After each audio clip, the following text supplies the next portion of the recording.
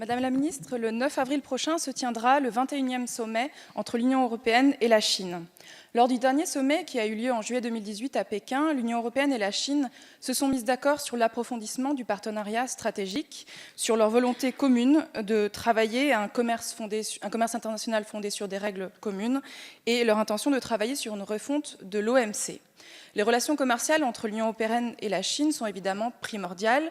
Chaque jour, c'est près d'1,5 milliard d'euros de marchandises qui transitent entre l'une et l'autre. Évidemment, la Chine est notre second partenaire commercial et nous sommes son premier partenaire. Dans un contexte de relations très tendues entre les États-Unis et la Chine, l'Europe a pleinement son rôle à jouer pour réaffirmer le respect des règles multilatérales et des règles commerciales. Mais ce sommet sera aussi, je l'espère, l'occasion d'aborder la question des droits humains. Madame la ministre, dans la province du Xinjiang, à l'ouest de la Chine, ce sont plus d'1 million de personnes qui sont internées dans des camps dits de rééducation, selon un comité de l'ONU. Les Ouïghours, cette minorité musulmane et turcophone, fait l'objet d'une campagne de répression sans précédent par le gouvernement chinois. Actes de torture, détention au secret, sans inculpation ni jugement, sous prétexte de la lutte contre le terrorisme. Récemment, la presse rapportait également que 2,5 millions de personnes ouïghours sont surveillées, analysées et recensées quotidiennement par une technologie de reconnaissance faciale. Dans la capitale du Xinjiang, la ville d'Urumqi, ce sont plus de 5000 capteurs qui ont été installés par le gouvernement chinois pour surveiller sans relâche la population. Madame la ministre, le prochain Conseil européen mettra-t-il à l'agenda du sommet UE-Chine la question des droits humains, et notamment celle de la violation massive des droits des Ouïghours, et mettra-t-elle la Chine face à ses responsabilités? Je vous remercie. Je vous remercie. Madame la ministre, vous avez la parole. Merci, Monsieur le Président. Madame la députée Au.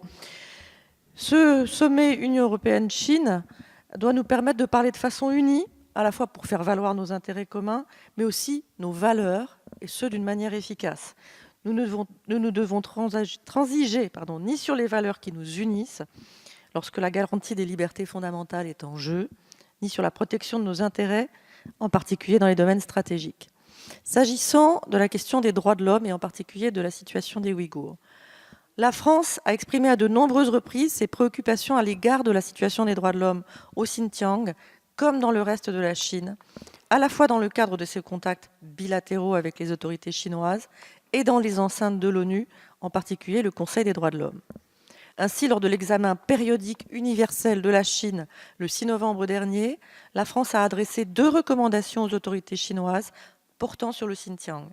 Mettre en œuvre l'ensemble des recommandations du Comité pour l'élimination de la discrimination raciale le 31 août 2018 sur le Xinjiang, notamment mettre fin aux internements massifs dans des camps dans cette région et inviter le Haut-Commissariat des Nations Unies aux droits de l'homme et les procédures spéciales à s'y rendre. Et garantir la liberté religieuse et de croyance, y compris au Tibet et au Xinjiang. Par ailleurs, lors de la 39e session du Conseil des droits de l'homme en septembre 2018, sous le point 4 de l'ordre du jour consacré aux situations appelant l'attention du Conseil, la France a appelé dans sa déclaration nationale les autorités chinoises à mettre un terme aux détentions arbitraires de masse dans ce qu'elles appellent des camps de rééducation. La déclaration de l'Union européenne à cette même occasion a également permis d'appeler l'attention des autorités chinoises sur les préoccupations européennes quant à la situation au Xinjiang. La France participe également de manière active au dialogue Union européenne-Chine sur les droits de l'homme, qui permet de soulever un certain nombre de sujets et entretient des échanges réguliers et constructifs avec les ONG de défense des droits de l'homme, y compris au sujet du Xinjiang.